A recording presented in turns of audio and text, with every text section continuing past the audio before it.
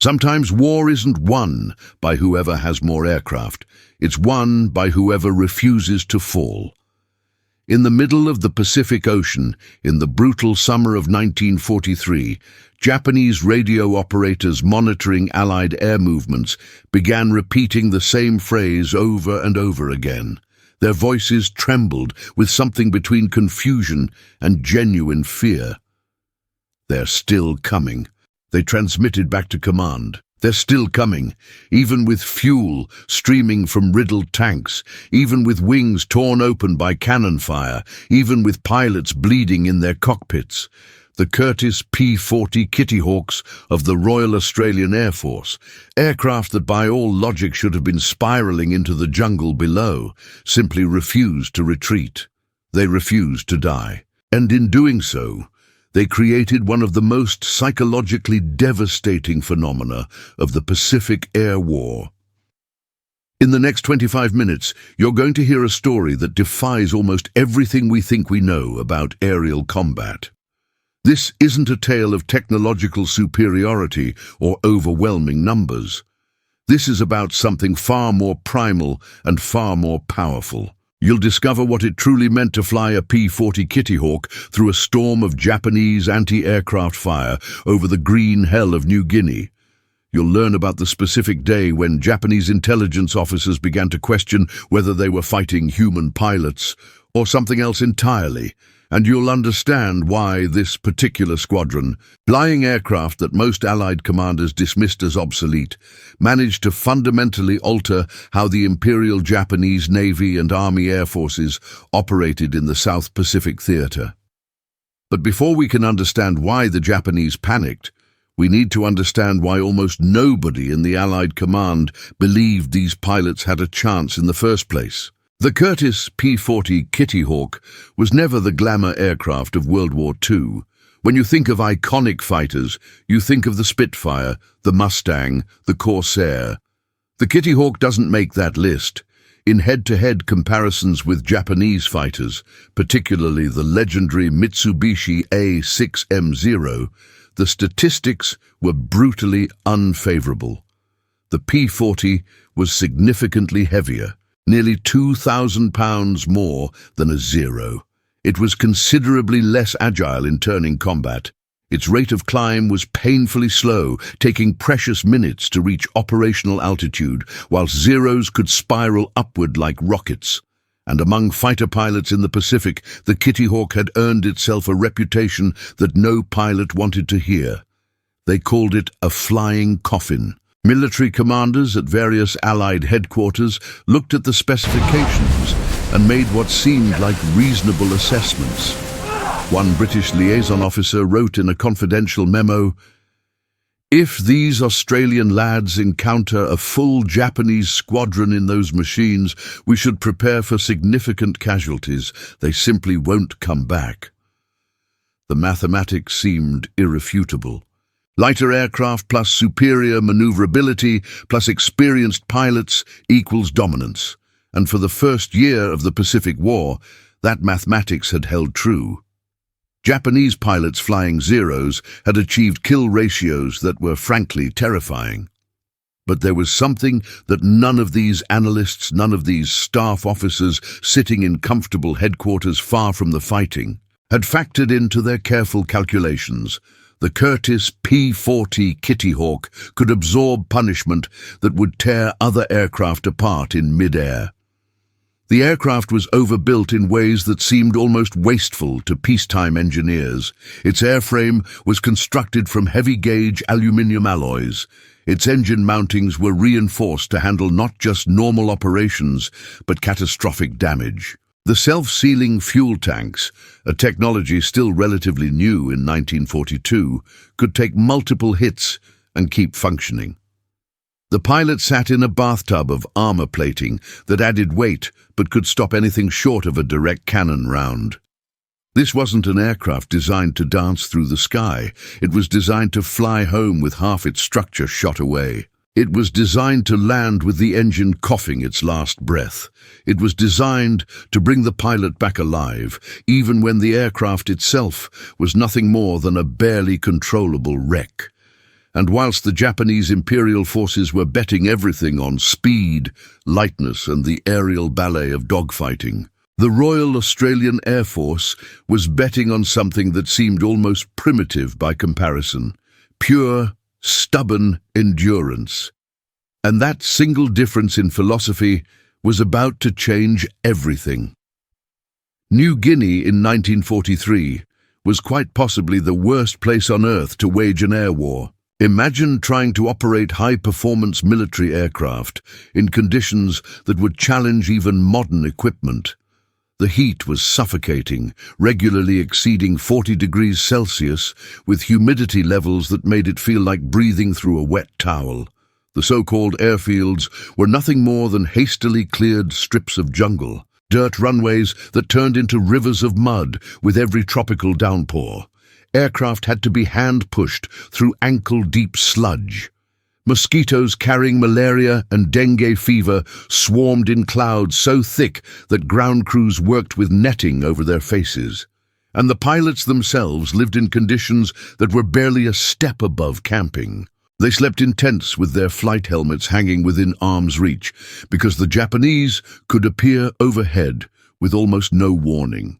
Number 75 Squadron, Royal Australian Air Force, was operating out of one of these jungle strips when they received what seemed on the surface to be a relatively straightforward mission briefing. Intelligence reports indicated the Japanese medium bombers would be attacking Allied forward positions sometime in the mid-morning. The squadron's job was to intercept, engage, and prevent those bombers from reaching their targets. On paper, it looked manageable, but what the intelligence reports hadn't fully conveyed, what the briefing officer either didn't know or chose not to emphasize, was that the Japanese had spent the previous week carefully planning something considerably more ambitious than a standard bombing run. They had assembled a substantial strike package with heavy escort, more aircraft than the RAF had faced in a single engagement, higher altitude than the Kitty Hawks could comfortably reach, and crucially, more experienced pilots, veterans of campaigns over China and the Philippines, men who had been flying combat missions while some of the Australian pilots were still learning basic aerobatics. This wasn't meant to be a fair fight. From the Japanese perspective, this was meant to be a demonstration of absolute air superiority, a massacre that would break Allied morale in this sector of the theatre. But something went wrong with that plan, something the Japanese High Command hadn't anticipated.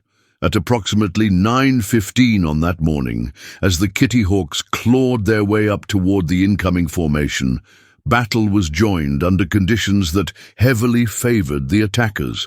The Japanese came down out of the sun with all the advantages, exactly as their tactical doctrine prescribed. And for the first few minutes of that engagement, everything proceeded exactly as expected.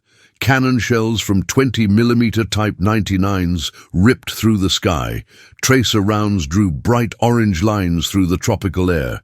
The first Kitty Hawk to be hit took rounds through the left-wing route. Fuel immediately began streaming out in a fine mist that caught the sunlight like diamonds. According to every manual, every training protocol, that pilot should have immediately disengaged and attempted an emergency landing.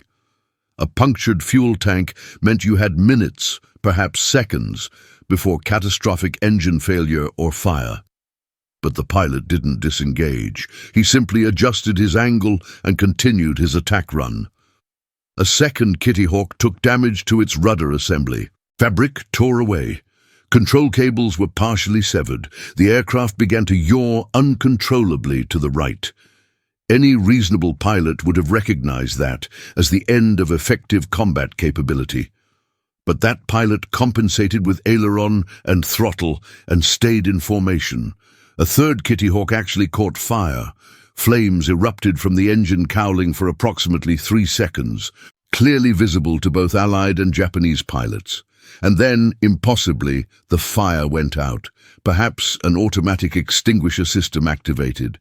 Perhaps the slipstream blew it out. Or perhaps it was just luck.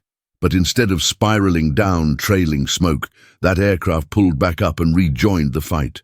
And it was at this point that something shifted in the Japanese radio communications. The confident chatter of pilots calling targets began to be replaced by something else: confusion. One Japanese flight leader transmitted back to his controller, "Target struck, heavy damage observed, but target continuing to engage." 30 seconds later, another transmission. "Multiple hits confirmed on enemy fighter. Enemy fighter has not broken off." Indeed, and then came the message that would appear in post-war analyses of Japanese radio intercepts. The message that Allied intelligence officers would puzzle over for months afterward. "They should have fallen." There was a pause in the transmission. You can almost hear the pilot trying to process what he was seeing. "They should have fallen, but they're coming back." This was no longer following the script. This was no longer warfare as the Imperial Japanese forces understood it. In their experience, and it was considerable experience built up over years of combat, a damaged aircraft retreated. That was the universal law of aerial combat. You hit the enemy breaks off, you move to the next target. But these Kitty Hawks weren't following that law. They were operating under a completely different set of rules that nobody had bothered to write down, because everyone assumed those rules were obvious. Hit hard enough, and your opponent falls. Except these opponents weren't falling. Flight Lieutenant Bobby Gibbies, who would go on to become one of the RAAF's most decorated pilots, experienced what should have been his final combat that morning. A Japanese Zero, flown with the kind of precision that comes from hundreds of hours of combat experience, maneuvered into firing position and unleashed a burst directly into Gibbs's engine. The effect was immediate and catastrophic. The Allison V1710 engine, already struggling in the thin, hot air, simply died. Instrument panels went dark. The propeller began to windmill uselessly. The aircraft, no longer under power, started to lose altitude. On the Japanese side, the pilot who had scored this hit reported back the standard confirmation: "Target neutralized, moving to next engagement." In aerial combat, an aircraft without engine power is a dead aircraft. There's no coming back from that. You glide down, you try to find somewhere relatively flat to crash land. And if you're very lucky, you walk away. But Bobby Gibbies didn't crash land, not yet, because whilst he had no engine power, he still had altitude. And altitude, in the brutal calculus of aerial physics, can be converted into speed, into energy, into one final attack run. Gibbies nosed the Kitty Hawk into a steep dive, using gravity as his engine. His airspeed built rapidly. The Japanese bomber formation was below him, steady on their course, their crews probably unaware that the fighter they thought they'd killed was now dropping out of the sky toward them like a stone with guns. Gibbs lined up his sights, compensating for the unusual dive angle, and opened fire. Every remaining round in his .5 caliber machine guns poured into the bomber formation. It was a final, defiant gesture that accomplished nothing strategically significant, but it accomplished something psychologically devastating. Because approximately 40 seconds after reporting that target neutralized, the same Japanese pilot transmitted something very different. His voice had changed. The confidence was gone. "Previous target still attacking. Repeat, previous target still attacking. How is this possible? How is this possible?" That's the question that begins to undermine everything. Because if you can't trust your observations, if what you see happening directly contradicts what should be happening, then you start to doubt your own judgment. And doubt in high-speed aerial combat, where decisions must be made in fractions of a second, is absolutely lethal. The Japanese pilots that morning had entered combat with the psychological advantage of knowing they were superior. They had better aircraft for turning combat. They had better training for dogfighting. They had more experience. But now they were facing an enemy that refused to acknowledge their superiority. An enemy that kept fighting even when fighting should have been impossible, and that creates a crack in the certainty that every combat pilot needs to function effectively.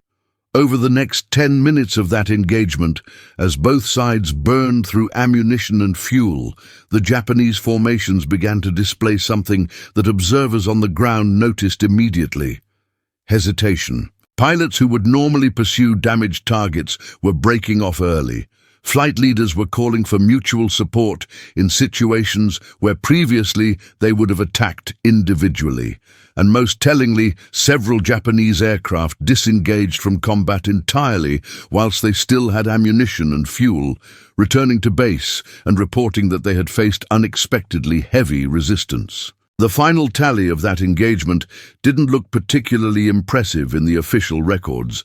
No massive numbers of aircraft destroyed on either side, no strategic objectives dramatically altered.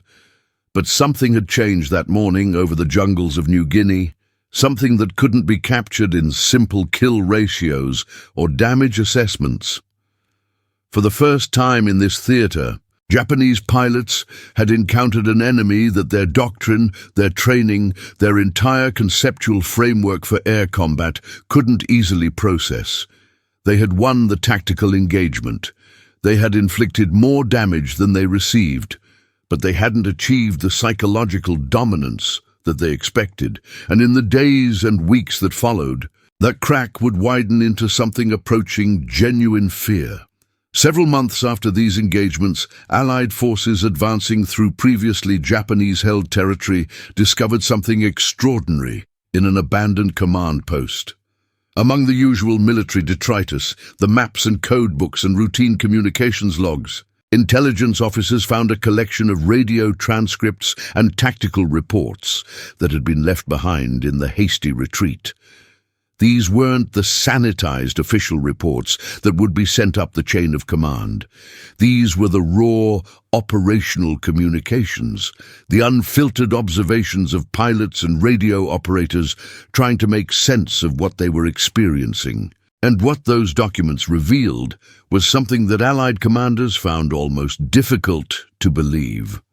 The Japanese were genuinely confused by what they were encountering. One particular report, translated painstakingly by Japanese-speaking intelligence analysts, described RAF Kitty Hawk tactics in language that seemed almost superstitious. Enemy aircraft demonstrate abnormal resistance to battle damage, it read. Standard engagement protocols appear insufficient. Pilots continue attacking even after sustaining hits that should result in immediate aircraft loss. But it was the next section that truly captured attention. It has become difficult to determine with certainty when an enemy aircraft is no longer combat effective. Pilots report instances of continuing to receive fire from aircraft that were observed to be critically damaged. This creates tactical uncertainty in target prioritization. In plain language, what this meant was profound. The Japanese could no longer trust their own observations about when they had won a particular fight.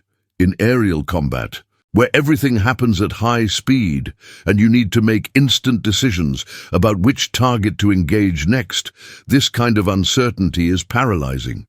If you can't be sure that the aircraft you just shot is actually out of the fight, then you have to keep watching it, keep worrying about it, keep dedicating mental resources to tracking something that should no longer be a threat. And that means you're not fully focused on the next target.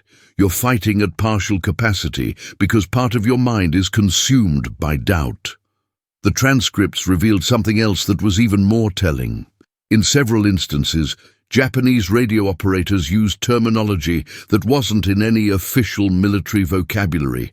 They referred to the Kitty Hawks as ghost aircraft, not because they were stealthy or invisible, but because they refused to die, even when they should be dead. One pilot's personal diary, found in the same cache of documents, contained an entry that was almost poetic in its frustration. I fired until I could see the metal skin tearing. The aircraft dropped, lost altitude. I moved to the next target, confident in the kill. But minutes later, that same aircraft climbed back into formation. I saw it myself. The same damage on the wing, the same pilot, I'm certain. How can I fight an enemy that will not fall when struck? How can I trust my weapons if they do not have the expected effect? This psychological impact began to ripple through Japanese tactical planning in ways that were measurable. After-action reports from subsequent engagements showed that Japanese squadrons were increasingly reluctant to engage small numbers of Kitty Hawks without numerical superiority. Previous doctrine had assumed that 2 Zeros could comfortably engage 4 or 5 Allied fighters due to superior performance characteristics. But now commanders were requesting 3-to-1 or even 4-to-1 numerical advantages before committing to attacks on RAF formations. Intelligence summaries began to specifically note when Kitty Hawks were operating in a sector, marking them as higher priority threats than aircraft that were technically superior in performance. And perhaps most significantly, Japanese pilots began to alter their firing patterns. Instead of the economical, precise bursts that their training emphasized, they began to pour longer streams of ammunition into targets, attempting to guarantee kills rather than trusting that standard damage would be sufficient. This meant they burned through ammunition faster, reduced their engagement time, and often found themselves having to disengage earlier than they would have preferred. All of this was psychological warfare, but it wasn't deliberate. The RAF pilots weren't trying to create fear through reputation. They were simply doing what they'd been trained to do under the specific conditions they faced. But the cumulative effect was that the myth of Japanese air superiority began to crack, not because the Zeros were suddenly ineffective, but because the assumed rules of engagement no longer held true. What those official reports and tactical analyses never captured, what couldn't be reduced to statistics or radio transcripts, was the physical and emotional cost of flying those missions. Combat doesn't end when you escape the enemy fighters and turn toward home. In many ways, that's when the real struggle begins. Picture what it means to fly a badly damaged aircraft across hundreds of kilometers of unforgiving jungle with no possibility of rescue if you go down. Your engine is running rough, misfiring, threatening to seize at any moment. The controls are responding sluggishly because hydraulic lines have been severed, and you're relying on manual backup systems that require physical strength to operate. Your windscreen is cracked, possibly shattered, making it difficult to see. The cockpit might be filling with smoke or fuel vapor. You might be injured, dealing with wounds that need immediate medical attention but won't receive it for another 40 minutes if you can just keep the aircraft in the air. And all the while, you're monitoring every gauge, every vibration, every sound, trying to keep this damaged machine flying long enough to reach the airfield. The mechanics who maintained these aircraft would often stand at the end of the runway, watching the returning flights, and they developed an almost instinctive ability to assess damage from a distance. They could tell from the sound of an engine whether it was going to make it to landing, or whether the pilot would need to bail out at the last moment. They could recognize from the way an aircraft approached, slightly nose-high, tail-low, that the hydraulics were gone and the pilot was fighting the stick with both hands. And when those aircraft finally touched down, when the wheels hit the dirt runway and the machine rolled to a stop and the engine finally mercifully shut down, the mechanics would climb up onto the wing and look at the damage and wonder, genuinely wonder, how that thing had stayed airborne. One mechanic's diary described a Kitty Hawk that returned with over 70 individual bullet and shrapnel holes in the fuselage and wings. The rudder was more hole than fabric. The left aileron was hanging by a single control cable. The engine had taken a cannon round that had punched completely through the crankcase, and yet somehow it had continued running long enough to bring the pilot home. "I don't know whether to be more impressed by the aircraft or the man who flew it," he wrote. "Both refused to quit when quitting would have been entirely reasonable." But the aircraft damage was only the visible part of the cost. The invisible damage, the psychological and physical trauma that the pilots themselves endured, was in many ways more severe and certainly longer lasting. After a combat mission like the ones being flown over New Guinea, pilots would land in a state of profound physical exhaustion that went far beyond simple tiredness. Their bodies had been subjected to extreme stress for an extended period. The G-forces of violent maneuvers, the adrenaline flooding their systems, the dehydration from sweating heavily in a hot cockpit whilst breathing oxygen through a mask. The noise levels inside a P-40 cockpit during combat were sufficient to cause temporary or even permanent hearing damage, especially when the guns were firing. The vibration of the airframe being pushed to its limits could cause muscle tremors that lasted for hours, and the sheer mental concentration required to fly and fight simultaneously, to track multiple threats whilst managing a complex machine, whilst making life or death decisions every few seconds, left pilots mentally drained in ways that were difficult to describe to anyone who hadn't experienced it. Medical officers attached to the squadron documented symptoms that we would now immediately recognize as post-traumatic stress responses. Pilots who couldn't sleep more than an hour or two at a time, jolting awake from nightmares of being on fire or trapped in a spinning aircraft. Pilots whose hands developed a fine tremor that wouldn't go away, even days after a mission. Pilots who simply couldn't talk about what they'd experienced, who would deflect any questions with jokes or silence. One medical report noted that a pilot who had flown a particularly brutal mission came back unable to release his grip on the control stick.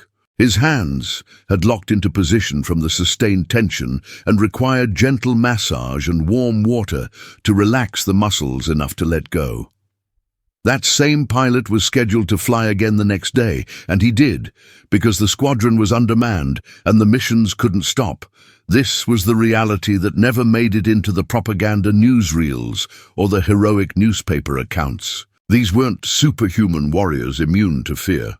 They were young men, most of them between 19 and 25 years old, some barely old enough to vote, dealing with trauma and terror and exhaustion whilst maintaining a facade of casual competence because that's what was expected.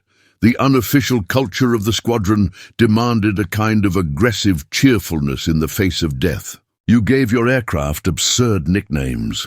You made dark jokes about mortality. You laughed before missions and told stories after them.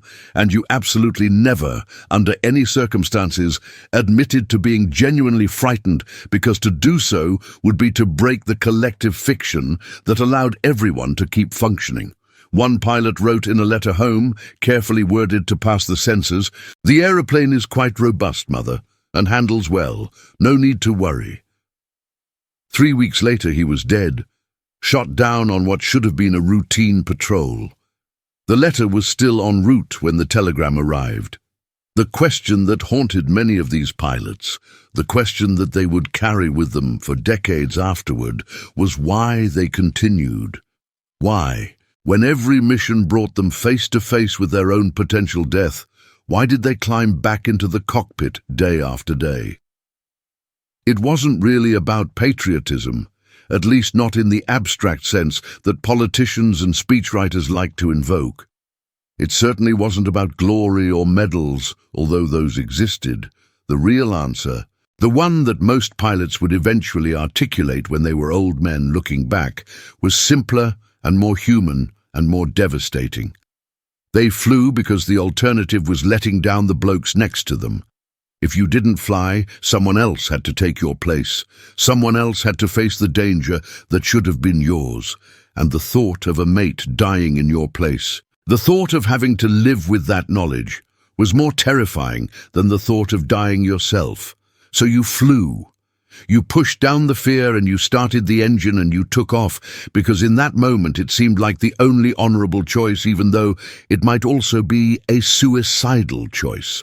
During the first years of the Pacific War, Allied pilots learned to fear the Mitsubishi A-6M0 with an almost superstitious dread. The Zero wasn't just an aircraft, it was a reputation, a legend, a psychological weapon that began working on you before you even saw one. The performance statistics were genuinely impressive by any measure. Maximum speed of approximately 530 kilometers per hour, though it could push faster in a dive. A rate of climb that allowed it to reach 6,000 meters in just over 7 minutes. But most terrifying of all was its turning ability. The Zero could complete a full 360-degree turn in somewhere between 12 and 16 seconds, depending on altitude and pilot skill. For comparison, a P-40 needed nearly 22 seconds to complete the same maneuver. In practical terms, this meant that if you tried to dogfight a Zero, tried to outturn it in a classic swirling combat, you were going to lose. The Zero would simply rotate inside your turn, get behind you, and shoot you down. This happened so consistently in the early months of the war that it became received wisdom among Allied pilots. You cannot dogfight a Zero and win. This created a powerful psychological effect that extended far beyond the purely technical. Japanese pilots knew they had this advantage, and it made them aggressive, confident, willing to engage even when outnumbered because they trusted in the superiority of their machine. Allied pilots knew they were at a disadvantage, and it made them cautious, defensive, more likely to disengage even when they had opportunities. The Zero became mythologized as an almost supernatural opponent. Pilots would see the distinctive silhouette, the lightweight frame, and the bright green paint that some units used, and they would immediately begin calculating escape routes rather than engagement angles. This is what psychological dominance looks like in practice. You don't even need to win every fight. You just need to make your opponent believe that they're going to lose before the fight even starts. But mythology, no matter how powerful, is still vulnerable to reality. And the reality was that the Zero's incredible performance came with trade-offs that Japanese designers had consciously accepted. To achieve that lightness and maneuverability, they had sacrificed protection. The Zero had no armor plating around the pilot. Its fuel tanks were not self-sealing. Its lightweight construction meant that even relatively small caliber weapons could cause catastrophic structural damage. In the early war period, when Japanese pilots were highly trained and experienced, when they could use their superior maneuverability to avoid being hit in the first place, these vulnerabilities didn't matter much. But as the war progressed, as attrition began to take its toll on the experienced pilot cadre, those vulnerabilities became increasingly significant, and critically, those vulnerabilities became exploitable once Allied pilots stopped trying to fight the Zero on its own terms. The RAF pilots flying Kitty Hawks developed tactics that specifically avoided the Zero's strengths and exploited its weaknesses. They called it boom and zoom. Though the technique had various names across different Allied air forces, the principle was brutally simple. You used altitude to build speed. You dived on the enemy from above, made one high-speed firing pass, and then used your momentum to climb back up before the enemy could react. You never, under any circumstances, allowed yourself to be drawn into a turning fight. If a Zero tried to follow you upward, its lighter weight meant it would lose energy faster and stall out while you still had airspeed. If it tried to turn with you during your dive, the G-forces would either cause structural failure or force the pilot to black out. Either way, you maintained the initiative. You chose when and where to engage, and you disengaged the moment the tactical situation became unfavorable. This wasn't glamorous. It wasn't the heroic swirling dogfight that newsreel audiences expected. It looked, to an outside observer, almost cowardly. You'd attack, the enemy would turn to engage, and you'd simply run away. But it was devastatingly effective because it forced the Japanese to fight at a disadvantage. And more importantly, it began to erode the psychological dominance that the Zero had enjoyed. When you can no longer rely on your primary tactical advantage, when the enemy refuses to engage on your terms, you start to feel vulnerable. Japanese pilots began to report with increasing frequency that Allied fighters were using cowardly tactics. That's a telling choice of words. It's not that the tactics were ineffective. It's that they weren't following the rules that the Japanese expected. They weren't playing the game that the Zero was designed to win. The cumulative effect of these encounters, spread across hundreds of individual engagements over months of fighting, was that the Zero's reputation began to shift. It was still a capable aircraft. Japanese pilots were still skilled, but the aura of invincibility was gone. Allied pilots started to believe that they could survive an encounter with a Zero. More than survive, they could win, and that shift in belief, that movement from fear to confidence, fundamentally altered the tactical dynamics of the air war in the Pacific. Japanese formations that would have previously attacked aggressively began to operate more cautiously. They requested numerical superiority before engaging. They broke off combat earlier. They showed hesitation, and hesitation in air combat is often fatal because it gives your opponent the fractional second they need to reverse the situation. There's a particular irony in how this played out. The Zero was, aircraft for aircraft, still superior to the Kitty Hawk in most measurable ways. In a turning fight, it would win. In a climb, it would win. But wars aren't won by individual aircraft characteristics. They're won by systems, by tactics, by the ability to adapt to changing circumstances. The Japanese had built their entire tactical doctrine around the Zero's maneuverability, and when that advantage was neutralized by different tactics, they struggled to adapt. The RAF, flying inferior aircraft, had built their doctrine around survival and persistence, around taking damage and continuing the mission. And in the specific conditions of the New Guinea campaign, that proved to be the winning approach. Not because it was elegant or technically sophisticated, but because it worked. At the end of every combat mission, after the adrenaline had faded and the immediate danger had passed, what remained were not machines, but human beings trying to process what they'd experienced. Number 75.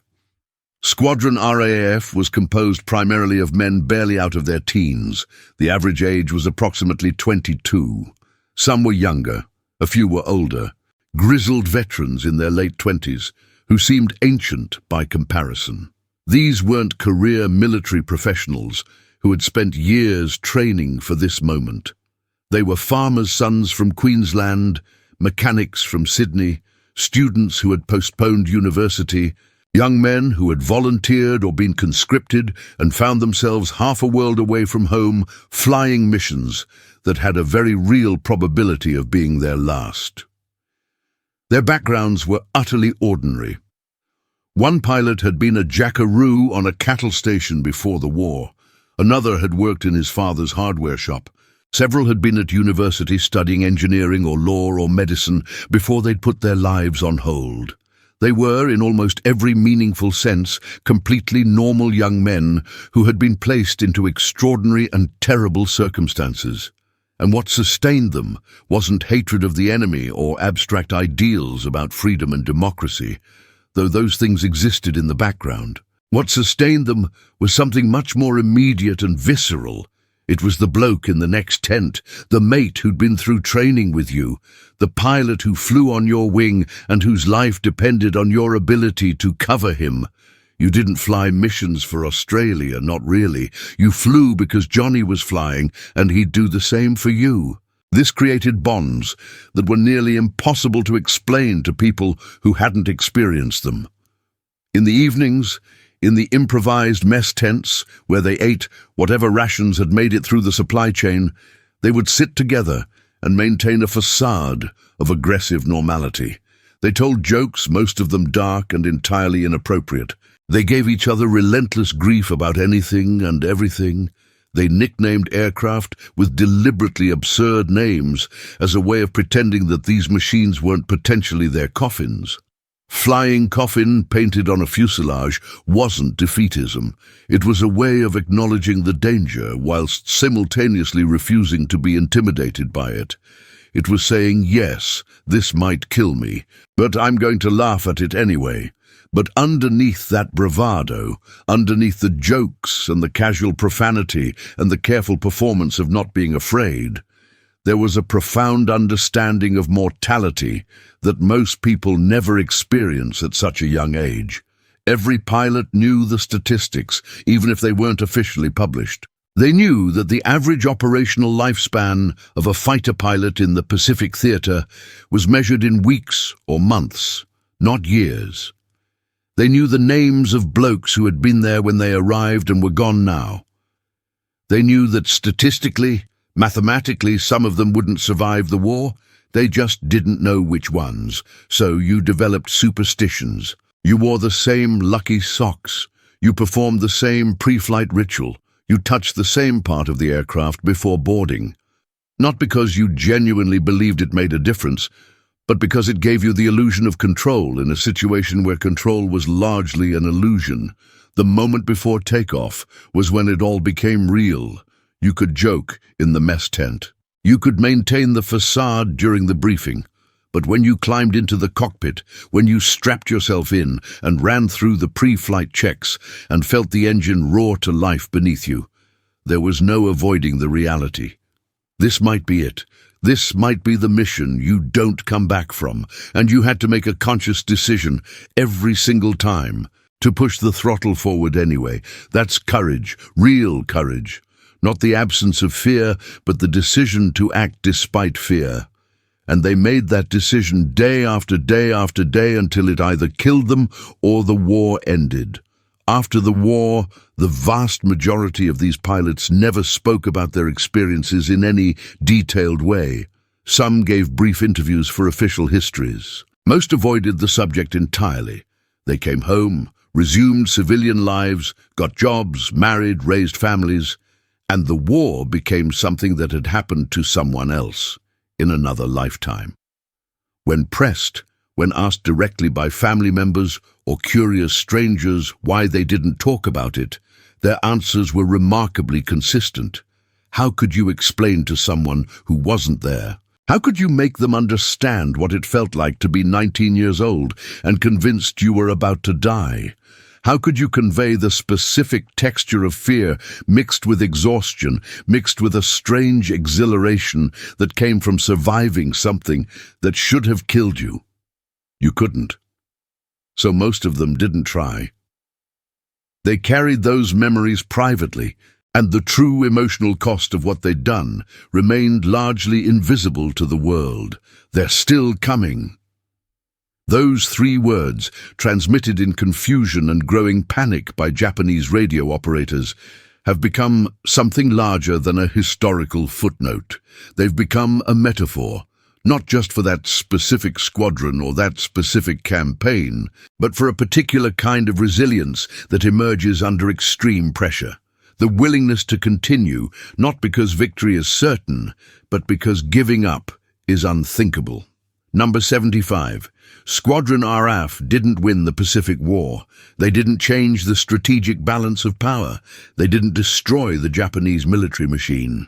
What they did was something simultaneously smaller and more significant. They demonstrated that determination and endurance could overcome technical inferiority.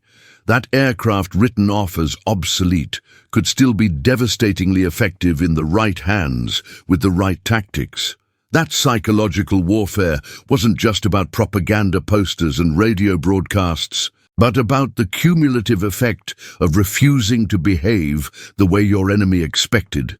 The legacy of those missions over New Guinea extended far beyond the immediate tactical results. It forced Japanese commanders to re-evaluate their assumptions about Allied capabilities. It gave other Allied squadrons a template for how to fight against superior aircraft, and perhaps, most importantly, it provided proof that the Zero was not invincible, that Japanese air superiority was not inevitable, that the war in the Pacific could be won. These were intangible effects that don't show up in loss statistics or kill ratios, but they mattered enormously to the overall course of the conflict. In the decades since, historians and military analysts have studied these engagements, trying to extract lessons about tactics and strategy and aircraft design. But perhaps the most important lesson has nothing to do with any of that. It's about human resilience, about what people are capable of when they're pushed to their absolute limits. About the fact that sometimes the difference between victory and defeat isn't technology, or numbers, or even skill. Sometimes it's just the stubborn refusal to give up when giving up would be the rational choice. The Kitty Hawk pilots over New Guinea were damaged, outmatched, flying obsolete aircraft against a superior enemy. And they kept coming anyway. That's the legacy. Not that they won every fight, but that they never stopped fighting. If you've stayed with this story for the past 25 minutes, you've heard about young men facing impossible odds in terrible conditions, making impossible choices, and somehow surviving. This isn't ancient history or distant mythology. Some of these pilots lived into the 21st century. Their stories deserve to be remembered not as propaganda or simple heroism, but as complex human experiences that reveal something true about courage and fear and the bonds that hold people together in the worst moments imaginable. If stories like this resonate with you, stories that dig into the human reality behind historical events, then subscribe to this channel. Leave a like if this connected with you, and in the comments write just 3 words, "They're still coming." Because that simple phrase carries more weight than any speech or slogan ever could. It represents the refusal to quit, the decision to continue, the choice to keep going even when everything suggests you should stop. And that's a lesson that extends far beyond any specific war or battle. That's about how we face our own challenges, our own moments when we're damaged and afraid and have every rational reason to give up. Sometimes the greatest act of defiance is simply to keep coming. Thank you for listening.